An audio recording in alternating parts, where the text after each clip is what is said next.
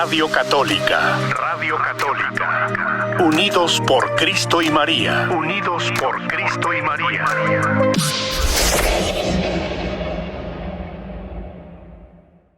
Muy buenas tardes, padre. Adelante con su programa. Alejandro, muy buenas tardes para ti y para todos nuestros oyentes. A esta hora son las 4:04 de la tarde, viernes 7 de julio. Estamos ya en pleno verano de este año 2023. Y como siempre, al iniciar la hora con Cristo, empezamos de la mano de nuestro amigo, el Señor Jesús, el Espíritu del resucitado que está con nosotros, el Espíritu del Señor que no nos ha desamparado. Gracias, Señor. Te damos en esta tarde de viernes, bendice nuestra vida, sigue iluminándonos, invitándonos a vivir la experiencia del reino de los cielos. Ven Espíritu Divino, manda tu luz desde el cielo. Padre amoroso del pobre, don en tus dones espléndido, luz que penetra las almas, fuente del mayor consuelo. Ven, dulce huésped del alma, descanso de nuestro esfuerzo. Tregua en el duro trabajo, brisa en las horas de fuego, gozo que enjuga las lágrimas y reconforta en los duelos. Entra hasta el fondo del alma, divina luz, y enriquécenos. Mira el vacío del hombre si tú le faltas por dentro. Mira el poder del pecado cuando no envías tu aliento. Riega la tierra en sequía, sana el corazón enfermo, lava las manchas, infunde calor de vida en el hielo. Doma el espíritu indómito, guía al que tuerce el sendero. Reparte tus 7 dones según la fe de tus siervos. Por tu bondad y tu gracia, dale al esfuerzo su mérito. Salva al que busca salvarse y danos tu gozo eterno. Amén. Espíritu Santo, ilumínanos y santifícanos. Amén. Muchachos, nuevamente nos encontramos acá en este espacio de la hora con Cristo. Nos acercamos siempre a esta hora a degustar, a alegrarnos, a celebrar, porque yo pensaría que esto también tiene que ser una fiesta, una celebración desde el Evangelio, desde la fe, desde el seguimiento del Señor Jesús. Una experiencia maravillosa de contar con el Señor Jesús, de sentirnos amados por Él, en medio de las dificultades de la vida, porque todos sabemos que no faltan los problemas, las situaciones difíciles en casa, los conflictos, tantas situaciones que llegan a nuestra vida, pero de la mano del Señor todo es más llevadero. Acuérdate de que no estamos solos, el Señor pasa por nuestras vidas para quedarse. El evangelio de hoy viernes, perdón, es que martes, hoy viernes, nos decía algo tan interesante. Yo quisiera, antes de entrar con el tema de hoy, a continuar pues con nuestra formación. El texto de hoy, muchachos, queridos amigos, es tan interesante porque nos dice el Evangelio de Mateo que al pasar vio Jesús a un hombre llamado Mateo sentado al mostrador de los impuestos y le dijo: sígueme. Él se levantó y lo siguió. Y estando en la casa, sentado a la mesa, muchos publicanos y pecadores que habían acudido se sentaban con Jesús y sus discípulos. Muchachos, dice acá, los fariseos al verlo preguntaron a los discípulos, ¿cómo es que su maestro come con publicanos y pecadores? ¿Cómo es que su maestro está tan mal relacionado? Esa es la crítica que hacen los fariseos. Y a propósito de el tema que estamos trabajando, tema número 12, Jesús, conflictivo y peligroso. Hablamos el viernes pasado de la confrontación, digamos así, de la situación tan compleja que tiene que, digamos, vivir el Señor Jesús con ese grupo, esa secta religiosa de los fariseos, unos hombres que para ellos es fundamental, es muy importante el cumplimiento de la ley, los ritos de purificación, la fidelidad a la ley mosaica y cómo es que se van a encontrar con un Jesús, digamos que se atreve a otorgar el perdón, a dar el perdón en nombre de Dios. Jesucristo actúa en nombre de su Padre Dios. Y esto va a generar en el grupo de fariseos un conflicto tan grande, tan complejo, digamos, que se va a meter en dificultades. Entonces, hoy vamos a seguir, queridos amigos, trabajando este tema de un Jesús que se hace peligroso. Imagínense pues, peligroso y conflictivo para aquellos que son ortodoxos, son tan ortodoxos que tienen de pronto esa mirada tan cerrada en cuanto a la relación de Dios con las personas. Entonces, el viernes pasado trabajábamos el conflicto del Señor Jesús con este grupo llamado los fariseos y también la situación difícil, la oposición de las autoridades religiosas que las ubicamos en el templo de Jerusalén. Vamos hoy a seguir hablando digamos, de esa situación compleja entre Jesús y algunos grupos muy significativos en la estructura social del pueblo de Israel. Y hoy vamos a hacer referencia, hincapié al recelo del poder romano. Vamos a mirar esa parte hoy y vamos a continuar pues con el tema de Jesús, conflictivo y peligroso. Muy bien, amigos. La región de Palestina, todos sabemos muy bien, el Israel se convirtió en colonia romana después de la caída o el conflicto, la expulsión de los griegos. Van a entrar los romanos y van a convertir Palestina en una colonia. Jerusalén digamos que es el centro, el meollo de todo este asunto para los romanos.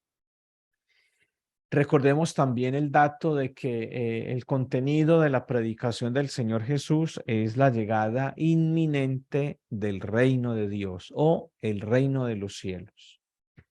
Cuando vamos a los evangelios, cuando escrutamos la palabra de Dios, cuando nos adentramos en esta historia maravillosa de salvación, nos vamos a dar cuenta de que para Jesús el reino de su Padre ya es una realidad, ya llegó, ya está entre ellos.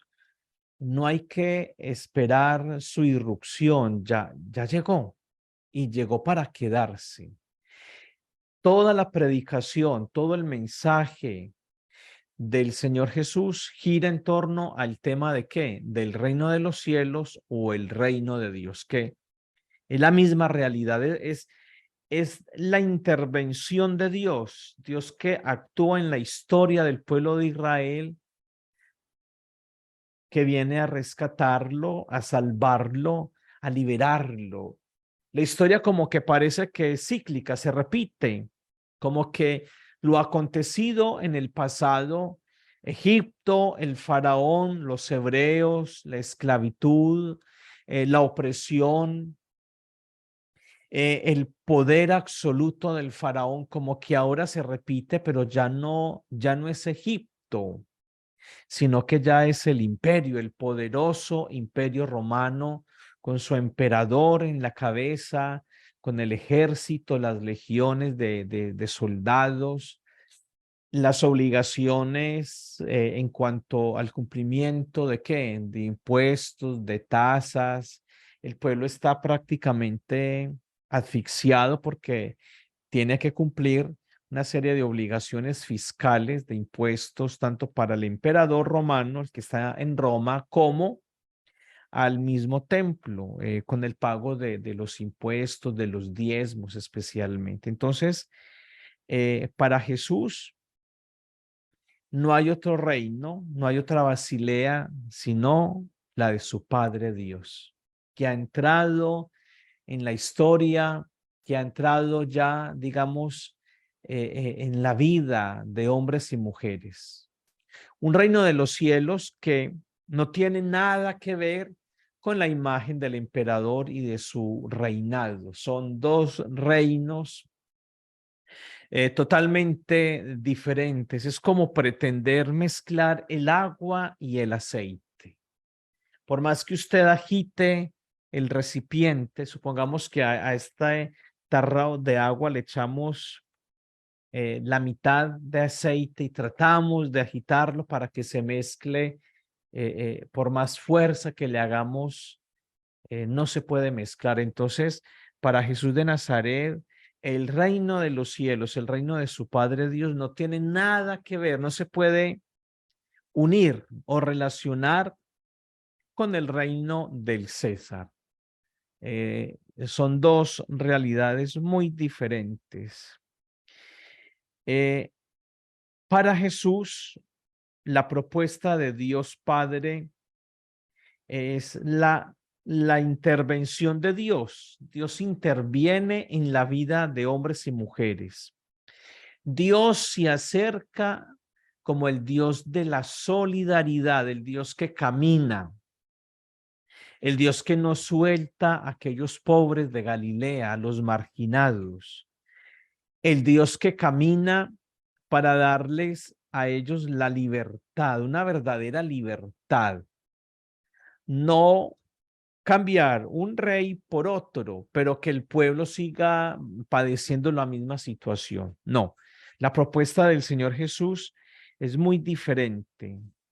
Por eso el ambiente político en Israel es muy complejo, sobre todo en algunas épocas del año, sobre todo para la fiesta de la Pascua. Digamos que Jerusalén es un hervidero de gente, son miles de hombres y mujeres que llegan a Jerusalén para celebrar la Pascua de Liberación, la Pascua que les recuerda los acontecimientos del pasado cuando Yahvé, cuando Dios entra en la historia del pueblo hebreo, cuando Dios se hace cercano a los hebreos e invita a sus hijos para que se desliguen, para que rompan cadenas, las ataduras que los amarran al faraón y todo lo que significa el faraón, todo lo que el faraón representa, que es la pérdida de libertad, la explotación del pueblo, la marginación, la miseria, el hecho de que las personas las conviertan como en animales de carga, obligándolos a construir ciudades, trabajos forzados, son como esclavos.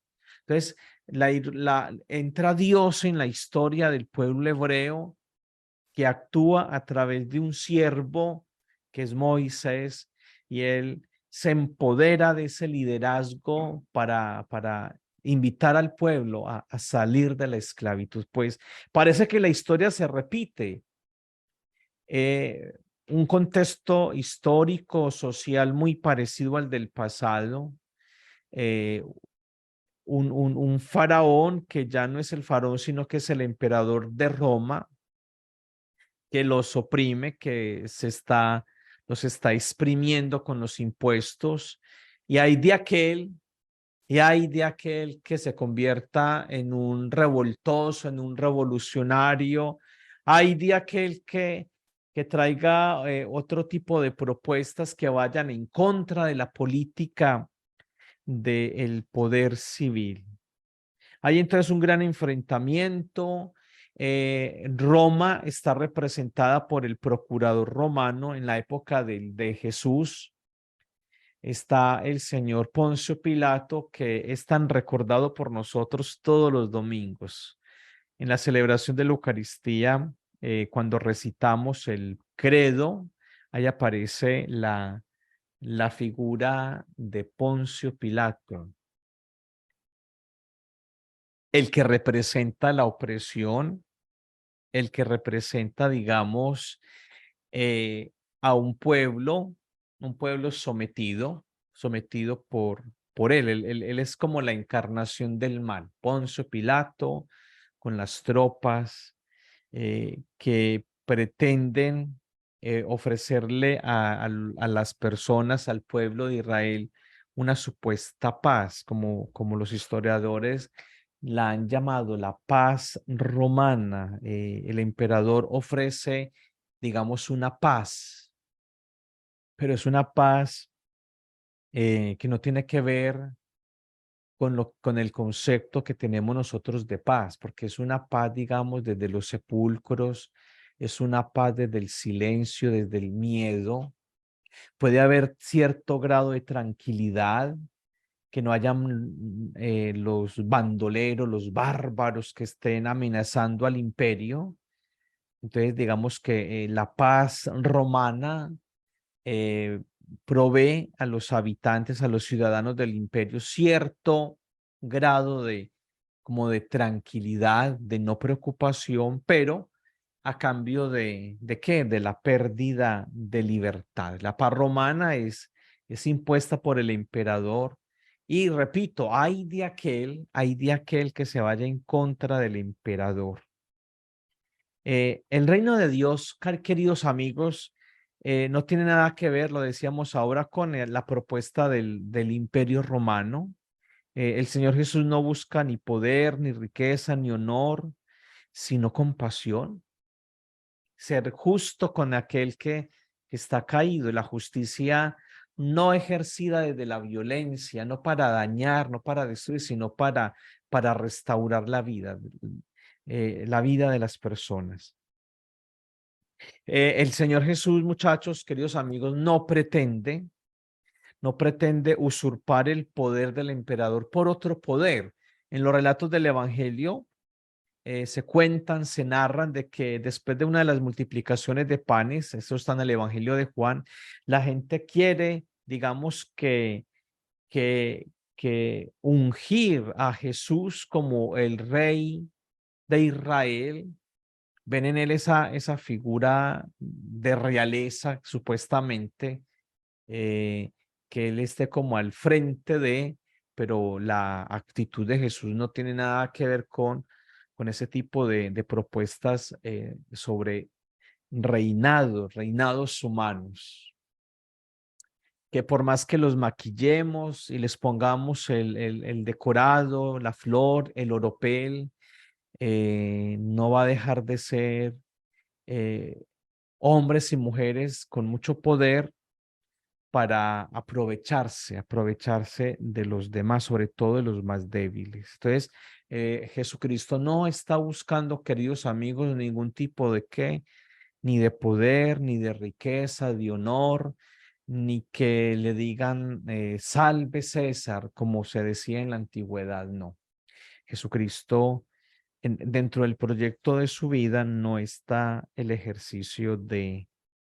ese tipo de poder. La postura del Señor Jesús va en contra de esas manifestaciones opresoras del poder humano. Cuando nos dejamos, queridos amigos, digamos, atrapar, seducir por el poder, cuando yo trato de aprovecharme de lo que tengo, de lo que soy, de lo que he alcanzado, de mis bienes materiales, de mi inteligencia, etcétera, etcétera, y utilizo eso para estar por encima del otro. Acá tenemos que ser muy, muy honestos con esa persona. Acá vas en contra de la propuesta de Jesús de Nazaret desde el Evangelio, que para Jesús el poder, la fuerza se da es a través de que del servicio, de la entrega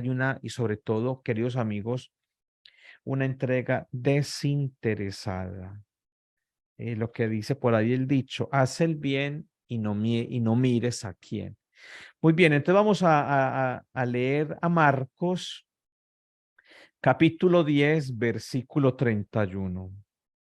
Dice San Marcos, pero muchos que ahora son los primeros serán los últimos, y muchos que ahora son los últimos serán los primeros. Miren que en este relato de Marcos, en este versículo 31 del capítulo 10, acá se nos está presentando una imagen, digamos, muy contradictoria a lo que ellos veían en Dios o a lo que a ellos se les había enseñado, la doctrina judía del Dios superpoderoso, del Dios que todo lo controla, que todo lo ejerce, el Dios que se venga de sus enemigos.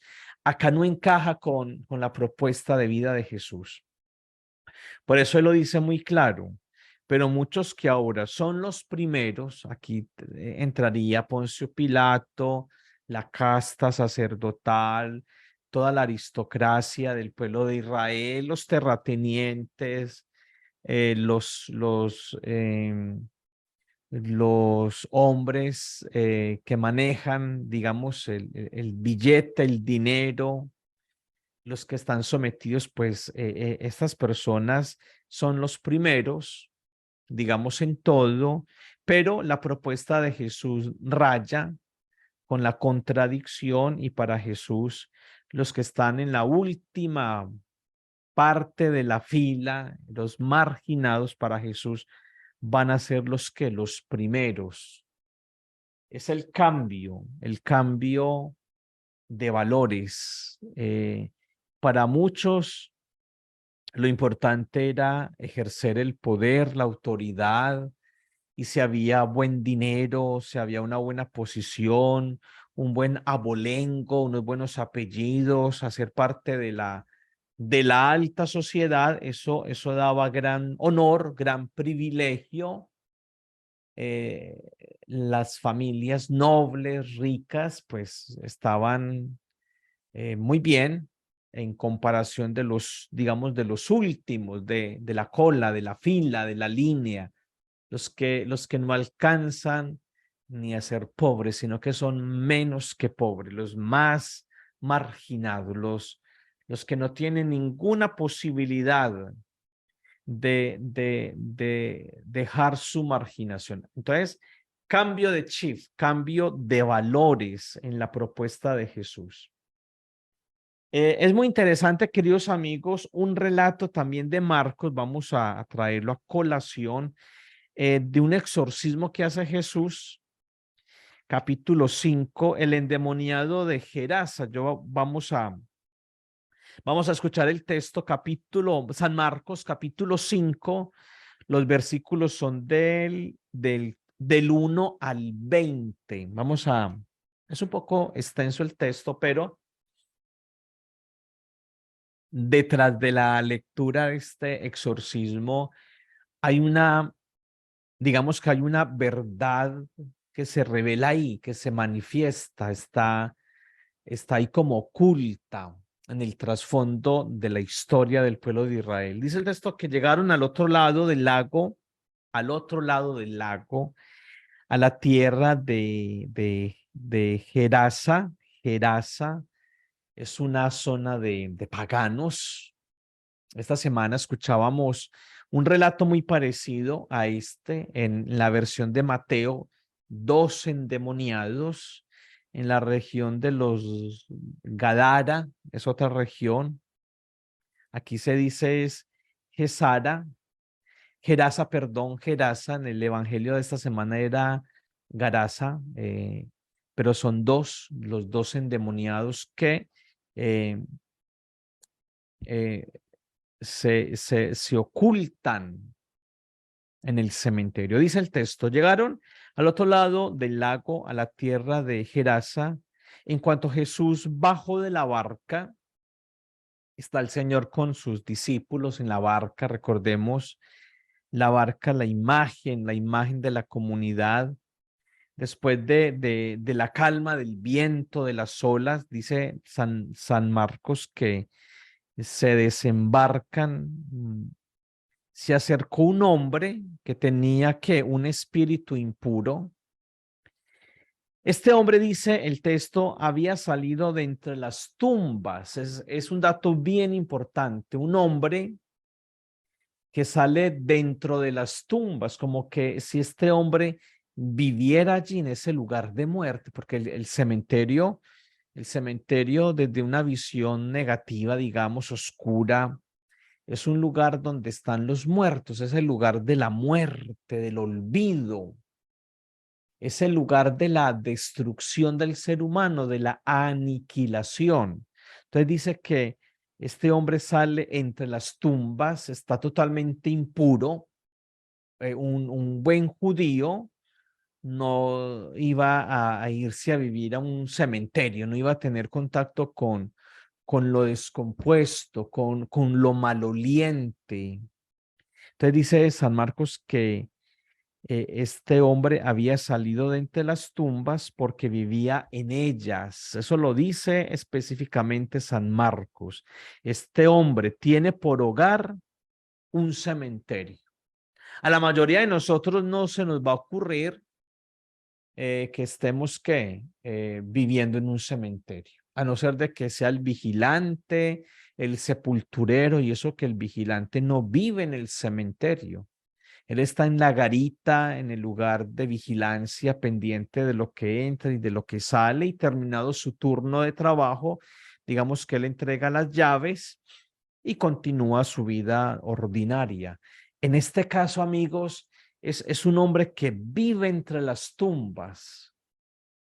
Es decir, está totalmente sometido a la muerte, a la aniquilación del ser humano, al olvido del hombre.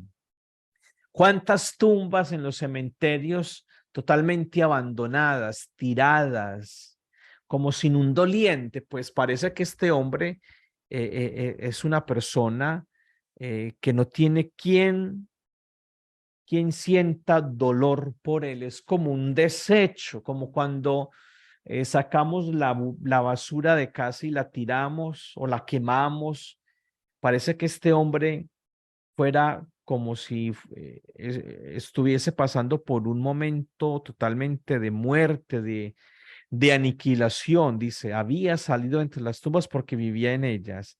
Nadie, dice el texto, nadie podía sujetarlo, ni siquiera con cadenas. Pareciera que un hombre atado con cadenas. Y es que este ni se puede, no lo pueden atar ni con cadenas. Es decir, este hombre está totalmente perdido. No hay forma de controlarlo. Él no tiene autonomía sobre sí mismo. Él se está dejando llevar por las fuerzas del mal, son las que dominan en él. No hay capacidad ni de pensar, ni de razonar, ni de tomar conciencia de lo que es él y sobre todo de lo que está él viviendo, lo que él está asumiendo en su propia existencia. Entonces, es un hombre que está atado a las cadenas, nadie podía sujetarlo ni amarrándolo. Eso suena como a un animal salvaje que hay que encadenar, que hay que encerrar, donde hay que poner un aviso de peligro, perro rabioso, peligro, no se acerque porque si se acerca le arrancan a uno la mano. Entonces, nadie podía sujetarlo ni siquiera con cadenas. Parece como un ser salido de una película de estas de monstruos. de esos seres que salen de las profundidades de la tierra a hacer tanto daño, pues pareciera que este hombre fuera de esos. Nadie puede sujetarlo, es decir, es indomable, muchachos. Perdonen que utilice esa expresión, es indomable, es decir, nadie puede ejercer ningún tipo de control sobre él. Él se descontrola, él se sale de sí, él no es capaz de pensar por sí mismo, de darse cuenta, de descubrir el valor que tiene como persona. Dice el texto entonces que, pues aunque muchas veces lo habían atado de pies y manos, imagínese cómo será el peligro de este hombre que lo tienen que atar de los pies y de las manos. Es como una especie de amenaza social, una persona peligrosa, altamente peligrosa. Eso es como los que están en las cárceles de nuestros países, en esas cárceles donde hay personas, hay hombres o mujeres que ni pueden ver la luz del sol, que los encadenan en las manos y en los pies, sino que mire en las redes sociales tantos seres humanos que parecen como si fuesen eh, animales salvajes, altamente peligrosos y hay que atarlos. Hay que atarlos porque pueden escapar, porque pueden recaer en su antigua vida y le pueden generar daño a la sociedad. Nadie podía sujetarlo ni siquiera con cadenas, pues aunque muchas veces lo habían atado de pies y manos con cadenas, siempre las había hecho pedazos sin que nadie lo pudiera dominar. Nadie lo puede dominar. Es insufrible, es imposible convivir con un hombre con estas características. Dice el texto, andaba de día y de noche por los cerros y las tumbas gritando, golpeándose con piedras. Esa es la realidad. Este hombre no tiene un lugar fijo, no tiene un hogar, no tiene una casa, no tiene dónde echar raíces. No hay forma de que llegue alguien y lo reciba en casa o él que llegue a tomar conciencia de sí y empiece a tener un poco más de autocontrol, por ejemplo, de controlar sus emociones. En el caso de hoy, que nos trae el evangelista Marcos, la cosa no pinta muy bien. Es un hombre que vive entre las tumbas, nadie lo puede controlar, seguramente le dan unos ataques de ira, de histeria, de rabia. Ser una persona en medio de un ataque de ira es capaz hasta de quitarle la vida a otra persona porque no es consciente de lo que está haciendo. Entonces dice San Marcos que andaba de día y de día y de noche por los cerros y las tumbas, gritando. ¿Quién sabe qué gritos lanzaría este hombre? Gritando y golpeándose con piedras. Él mismo se autolecciona. Es una autoagresión. Él no se aguanta, él no se soporta. Él está cansado, él podría decir, si me hago daño, más rápido termino con esta vida que es insoportable. Esta vida es insufrible, esta vida nadie la podría llevar. Entonces, él mismo con las piedras se quiere destruir, se hace daño. Pero cuando vio de lejos a Jesús, lo alcanza a ver en medio de su agresividad, lo alcanza a ver, echó a correr y poniéndose de rodillas, se pone este hombre, como está en la condición que está, dice el texto, que se pone de rodillas delante de él. Es decir, reconoce. Ponerse de rodillas es decirle a él, te reconozco como Salvador, como Mesías, como Hijo de Dios. Reconozco lo que eres. Reconozco tu misión, tu tarea, todo lo que pretendes hacer en medio de nosotros. El mal reconoce la presencia de qué, del bien, esa lucha siempre entre el bien y el mal, pero el que va a ganar siempre va a ser las fuerzas del bien. Entonces nos dice que le gritan, eh, poniéndose de rodillas delante de él, es decir, lo reconocen a él como Dios. Le dijo a gritos, no te metas conmigo, no te metas, Jesús, hijo de David, altísimo, del Dios altísimo. Te ruego por Dios que no me atormentes.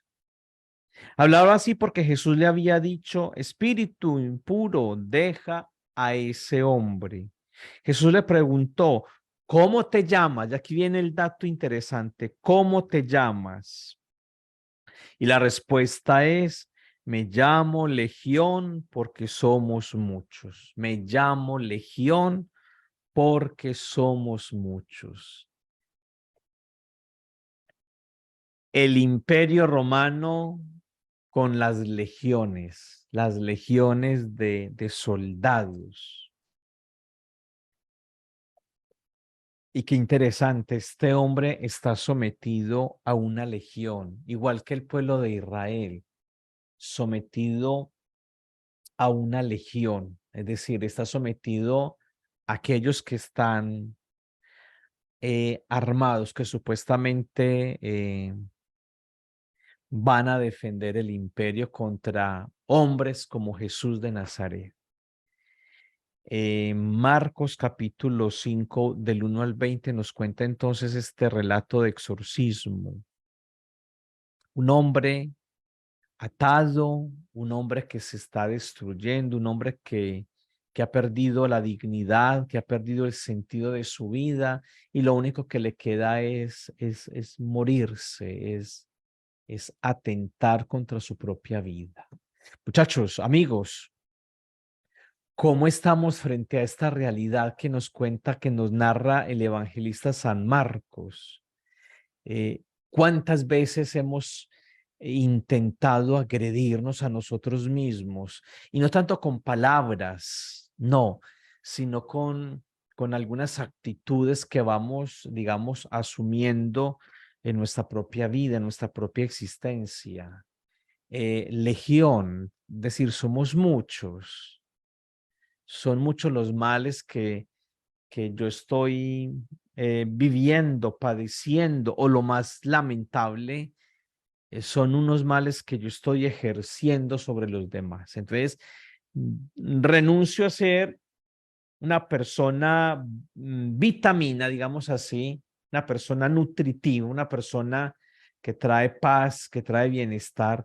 Nos convertimos en seres totalmente deshumanizados, personas que no sienten ningún tipo de qué, de compasión, de misericordia frente al otro.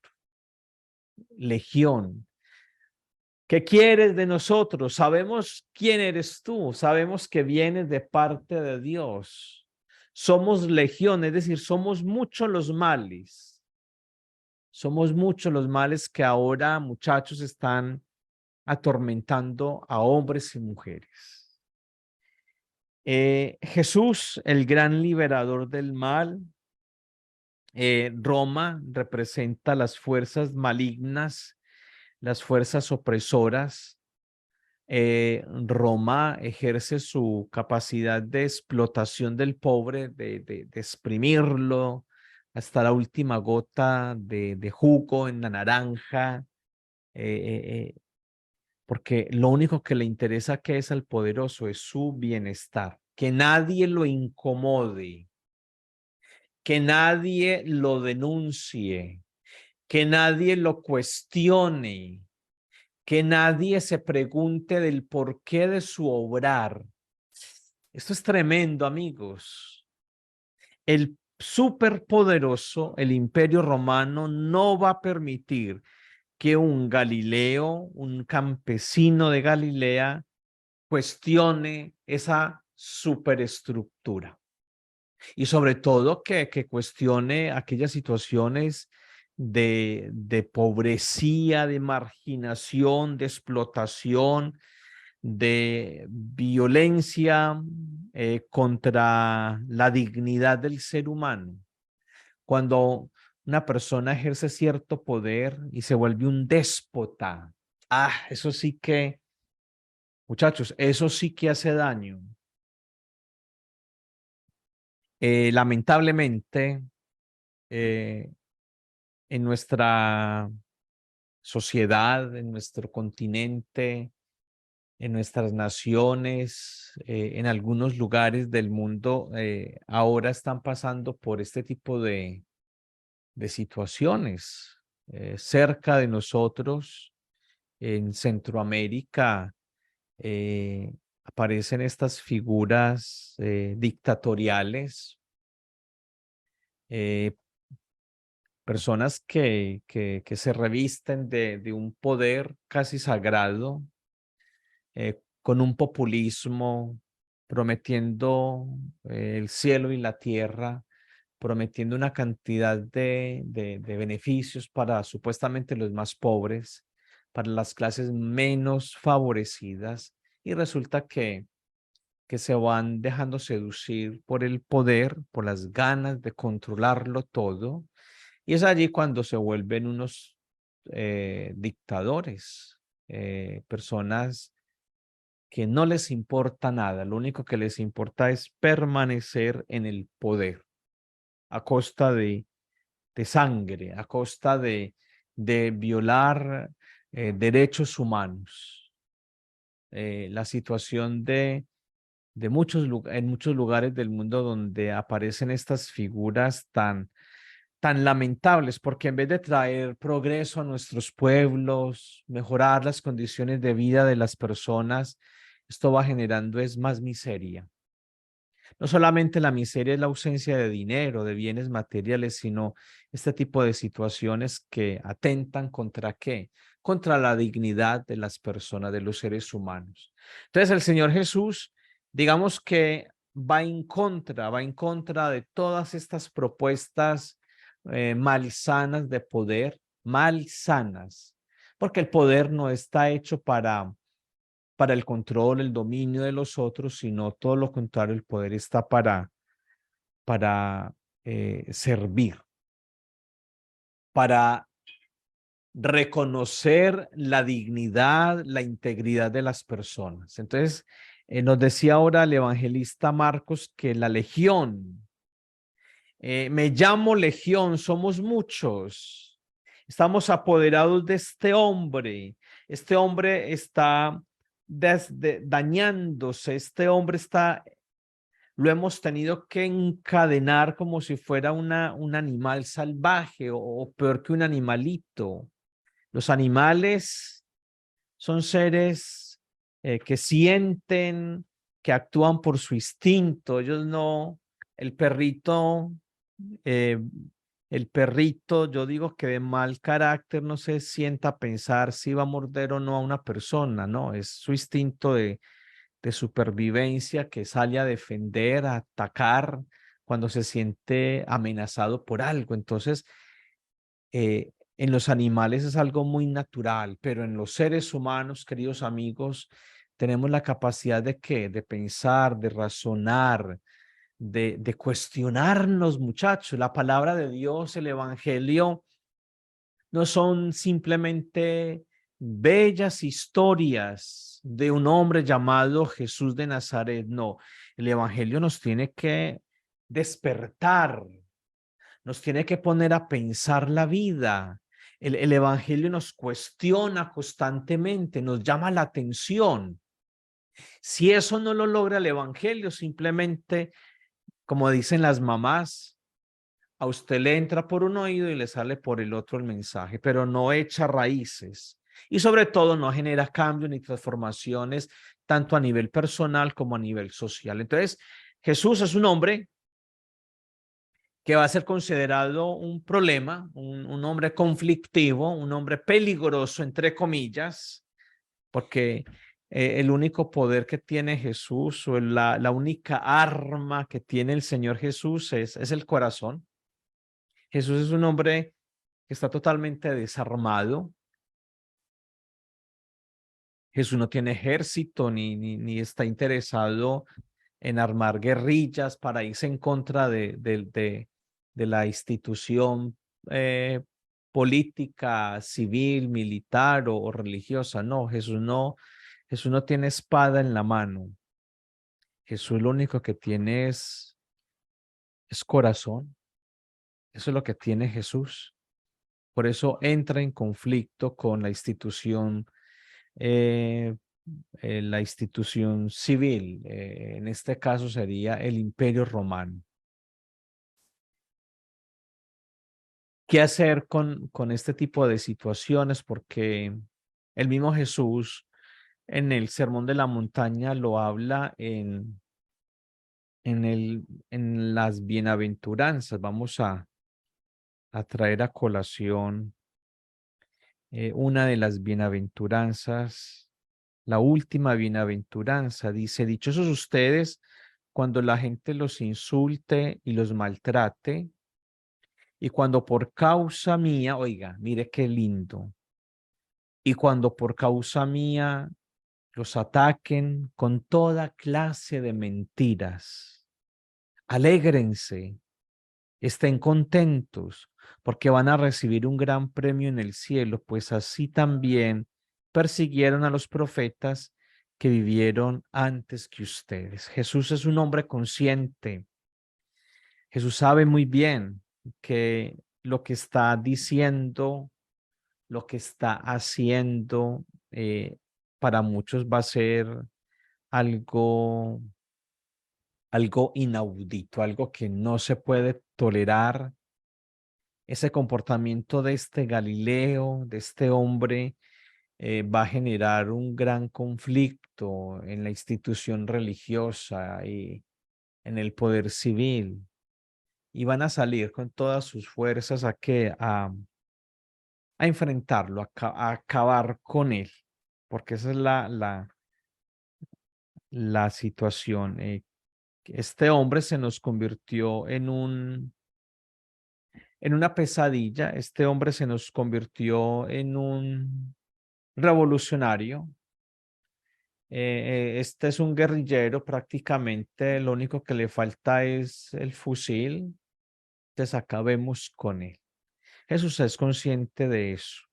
Jesús se va a mantener coherente hasta el final. Entonces vamos a continuar en estos 9 minutos que nos faltan, avanzando en esta historia de un Jesús conflictivo y peligroso. Jesús es conocedor entonces del peligro en el que está al continuar con su actividad misionera. Mm, Jesús no es un tonto. Jesús sabe que se está metiendo, como decimos nosotros, con gente peligrosa, con gente que es dura en el lenguaje popular, personas que tienen la forma de acabar con él. Él sabe muy bien eso. Él insiste en ese proyecto de anunciar el reino de Dios mientras está recorriendo Galilea, está, eh, está alejado del peligro. Cuando está en Galilea, el peligro no es muy fuerte, pero cuando Jesús se aleja de Galilea y se acerca más a Judea, a Jerusalén, pues allí el peligro va a ser mucho más evidente, porque allá está los representantes del poder, la institución religiosa, la institución civil, allí viven ellos, allí tienen ellos su fortín, su gran fortaleza religiosa, política, económica, militar. Entonces, mientras está en Galilea, digamos que no hay tanto peligro. Al fin y al cabo está con sus paisanos. Galilea es una región muy revolucionaria. donde se dieron muchos conflictos también en torno a una liberación del poder del Imperio Romano. Entonces, digamos que Jesús, mientras está caminando de aldea en aldea en la región de Galilea, pues no va a tener tantos problemas. Pero cuando Jesús se acerca a Jerusalén, a la capital, allí la cosa es diferente, muy diferente. Allí está el sumo sacerdote y allí está el procurador. Allí está.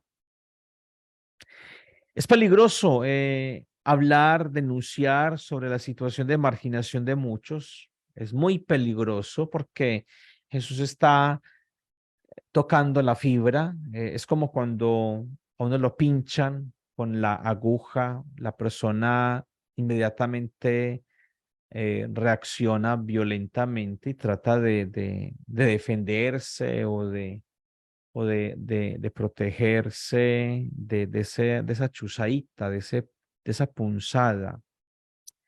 Las autoridades saben de que este hombre está teniendo muchos seguidores, se vuelve un problema, una amenaza. Y cuando usted se siente amenazado por algo o por alguien, ¿usted qué hace? ¿Qué hacemos los seres vivos, los seres humanos? Pues sacamos las garras, nos vamos a defender. El instinto de supervivencia hace su entrada. Jesús sabe del peligro que corre. Ya había escuchado lo que le ocurrió a Juan el Bautista. Acuérdense del relato de la muerte de Juan Bautista. Está en la prisión. Porque Juan el Bautista está en la prisión. Por lo que está diciendo, por lo que está haciendo. Juan el Bautista va a tener enemigos muy pesados. Va a tener a esa mujer, a la mujer de Herodes, su hija aliada a ellos. Esta mujer va a ver en Juan el Bautista pues esa piedrita.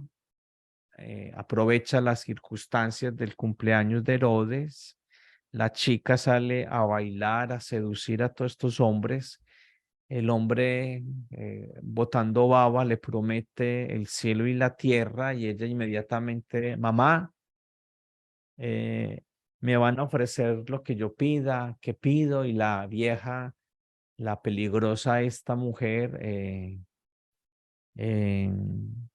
Herodías, le dice: pues mija, aprovechemos acá la oportunidad, vamos a deshacernos de este profeta Bautista, el Bautista, vamos a pedirle la cabeza a Herodes. Y Herodes, pues por mantener su orgullo, ahí sale el ego, el falso ego, pues él va a cumplir con la promesa y manda cortar la cabeza de Juan el Bautista para entregársela a la danzarina, la chica que danza, y luego ella a la mamá. Y bueno, como dicen, colorín colorado, este cuento se ha acabado. La historia de Juan el Bautista termina él con la cabeza cortada. ¿Por qué? Porque no tuvo pelos en la lengua para hablar, para denunciar, para invitar a las personas a llevar una vida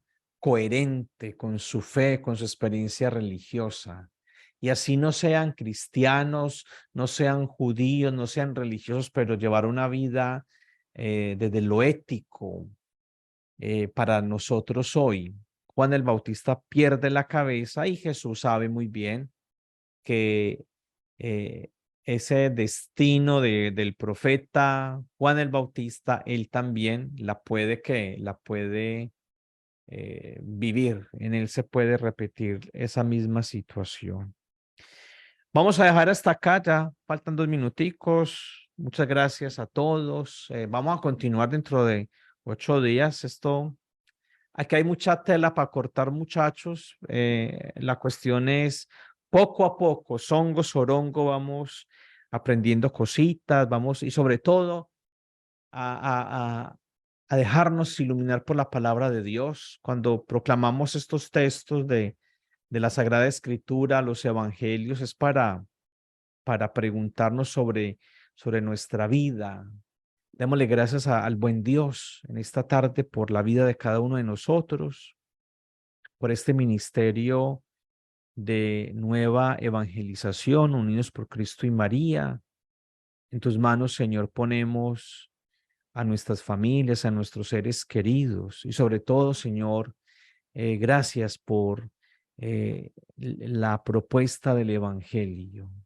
Nos invitas a que te sigamos, a soltar todo aquello que impide que seamos hombres y mujeres en plenitud. Gloria al Padre, al Hijo y al Espíritu Santo, como era en un principio, ahora y siempre, por los siglos de los siglos. Amén. Muchas gracias a todos. Muy bien, Padre, muchísimas gracias por su programa este día viernes y si Dios quiere, pues aquí lo tendremos de nuevo el próximo viernes. Muchas gracias y que Dios lo bendiga. Alejandro, gracias a ti. Radio Católica, Radio Católica. Unidos por Cristo y María. Unidos por Cristo y María.